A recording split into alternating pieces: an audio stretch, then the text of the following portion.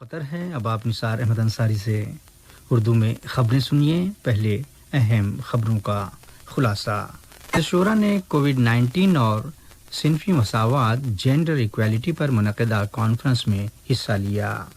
قطر chamber نے public اور private sectors کے درمیان ڈیولپنگ پارٹنرشپ کانفرنس کا انعقاد کیا۔ امریکہ نے یو این کے سیکریٹری جنرل کو WHO سے امریکہ کے الگ ہو جانے کی باقاعدہ اطلاع دی۔ کے مابین لیبیا سے متعلق ایک سیاسی حل کی ضرورت پر اتفاق رائے۔ خدمت ہے آج کا پہلا نشریہ۔ بسم اللہ الرحمن الرحیم۔ مجلس شورا نے کووڈ-19 اور صنفی مساوات پر ہونے والی ایک پارلیمانی کانفرنس میں حصہ لیا، جسے بین الپارلیمانی یونین اور پائیدار ترقی کے سولوشنز نیٹ ورک کے ذریعے ویڈیو کانفرنس ٹیکنالوجی کے تعاون سے منعقد کیا گیا تھا۔ دوران کانفرنس دنیا بھر میں خواتین پر کووڈ-19 کے اثرات اور جینڈر ایکویلٹی کے موضوع بطور خاص صحت، خواتین کے خلاف تشدد اور کام کے فیلڈ پر توجہ مرکوز رہی۔ مجلس شورا کو مذکورہ کانفرنس میں اسماعیل المادی اور ڈاکٹر ہند المفتیٰ کی قیادت حاصل رہی۔ قطر چیمبر نے پبلک اور پرائیویٹ سیکٹرز کے درمیان ڈیولپنگ پارٹنرشپ کانفرنس کا ویڈیو کانفرنسنگ کے ذریعے انعقاد کیا، جسے وزیر تجارت و صنعت علی بن احمد الکواری اور قطر چیمبر کے چیئرمین شیخ خلیفہ بن جاسم آل ثانی کی سرپرستی حاصل رہی، جس میں مقامی اور بین الاقوامی تنظیموں کے کم و بیش 15 مقررین نے حصہ لیا۔ کانفرنس سے خطاب کرتے ہوئے وزیر تجارت و صنعت کا کہنا تھا کہ اس موقع پر عوامی اور نجی شعبوں کے درمیان شراکت داری سے متعلق قانون کا جاری کیا جانا اہم منصوبوں پر عمل درآمد کے لیے پرائیویٹ سیکٹرز کے کنٹریبیوشن کو باقاعدہ بنانے کے لیے ایک اہم و معقول قانونی فریم ورک مہیا کرانا ہے۔ وزیر مملکت برائے امور خارجہ سلطان بن سعد المریخی نے مشرقی وسطی اور شمالی افریقہ کے لیے برطانوی وزیر جیمز کلیورلی سے ٹیلی فون پر دو طرفہ تعلقات میں تعاون اور مشترکہ مفاد کے دیگر معاملات پر تبادلہ خیال کیا۔ اسی دوران جناب مریخی کو کوسووا کے نائب وزیر امور خارجہ محمد برادشوری کی طرف سے بھی ایک ٹیلی فون کال موصول ہوئی۔ دوران بات چیت دونوں رہنماؤں نے دو طرفہ تعلقات میں تعاون سمیت مشترکہ دلچسپی کے دیگر امور کا جائزہ لیا۔ قطری سفیر برائے جرمنی محمد جہام الکواری نے کہا ہے کہ قطری معیشت میں مزید ترقی و اضافے کا سلسلہ بدستور جاری ہے، جس کے سبب مقامی اور غیر ملکی سرمایہ کاروں کے لیے وسیع تر مواقع واہ ہوئے ہیں۔ سفیر محترم نے ایک انٹرویو میں قطر اور جرمنی کے باہمی مضبوط تعلقات بالخصوص اقتصادی شعبے کی تعریف کی۔ انہوں نے واضح کیا کہ جرمنی کی بڑی کمپنیوں میں قطر ایک اہم سرمایہ کار یعنی انویسٹر اور جرمنی کے ساتھ تعلقات کو مزید فروغ دینے کا متمنی ہے۔ ورلڈ کپ کے تعلق سے ان کا کہنا تھا کہ قطر ورلڈ کپ 2022 میں تمام ملکوں کے مداحوں یعنی فینس کا خیر مقدم کرنا چاہتا ہے۔ کووڈ-19 کی وبا کے انسداد سے متعلق اٹھائے گئے اقدام کے بارے میں جناب الکواری نے کہا کہ قطر کی طرف سے کرائسس کے خطرناک ممکنہ اثرات کے اندیشے کے پیش نظر فوری احتیاطی تدابیر اور کوششوں سے رجوع کیا گیا تھا۔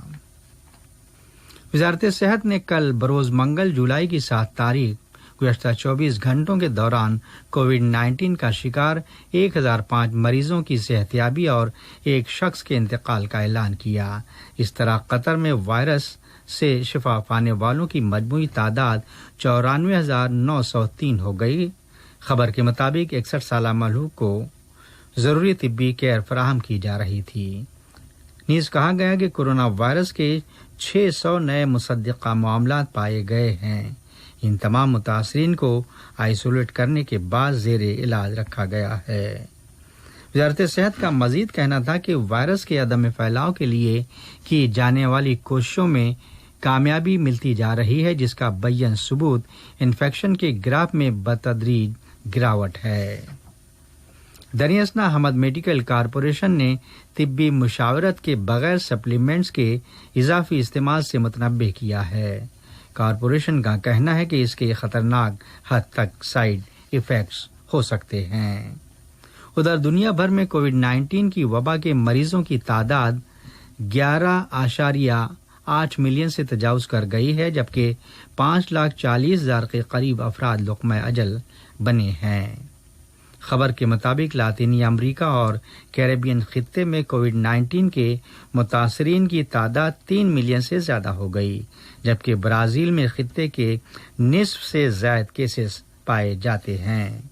دریاسنا برازیل کے صدر مسٹر جیر کی طبی جانچ کے بعد کووڈ-19 کے پازیٹیو یا مثبت ہونے کی تصدیق ہو گئی ہے۔ یہ خبریں ریڈیو قطر سے نشر کی جا رہی ہیں۔ امریکہ نے اقوام متحدہ کے سیکریٹری جنرل مسٹر انتونیو گٹریز کو WHO یعنی عالمی تنظیم صحت سے اپنے ملک کے الگ ہو جانے کی باقاعدہ اطلاع دی ہے۔ سربیا میں مظاہرین نے کل رات بلغراد میں لاک ڈاؤن کے خلاف پارلیمنٹ کا گھیراؤ کیا۔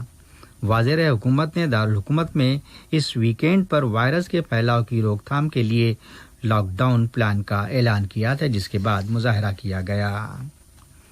برطانیہ نے اعلان کیا ہے کہ وہ سعودی عرب کے لیے 1 سال کے بعد ہتھیاروں کی فروخت سے رجوع کرے گا۔ واضح رہے اس سے 1 سال قبل کورٹ کی ایک اپیل میں کہا گیا تھا کہ برطانوی حکومت نے مملکت کو ہتھیاروں کی فروخت کرتے ہوئے غیر قانونی قدم کا ارتکاب کیا تھا۔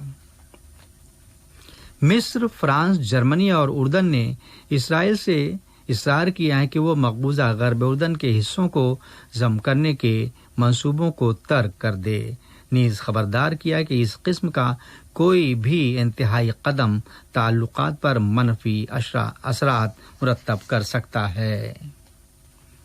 سفیر جرمنی برائے اقوام متحدہ کرسٹوف نے کہا ہے کہ روس اور چین نے اقوام متحدہ کی سیکورٹی کونسل کی اس قرارداد کے حق میں ووٹ دیا جس کا مقصد ترکی کے ذریعے شام کے لیے اقوام متحدہ کی امداد کی ترسیل میں توسیع کرنا ہے، اور ترکی اور اٹلی کے وزرائے دفاع کے مابین لیبیائی قضیے کے لیے ایک سیاسی حل کی ضرورت سے متعلق اتفاق رائے ہو گیا۔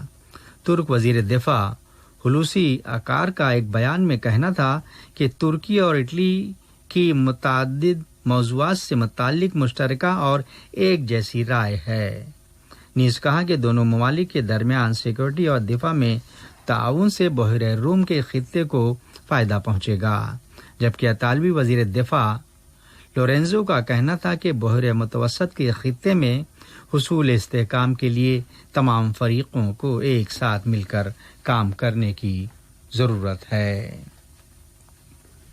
آج کا نشریہ ختم ہونے سے پہلے اہم خبروں کا